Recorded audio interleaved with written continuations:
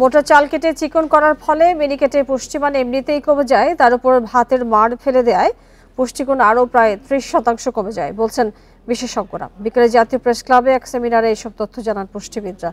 বলেন, পুষ্টি ভাত হিসেবে বিবেচিত ভাতের মাড় ফেলে দেয়।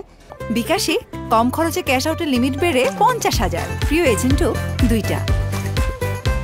এর 16% পর্যন্ত পুষ্টি নষ্ট হয়, আর ছেটে ফেলার কারণে চালের প্রায় 15% পুষ্টি হারিয়ে যায়। ফলে এই ধরনের ভাত থেকে পরিপূর্ণ পুষ্টি পাওয়া সম্ভব নয়।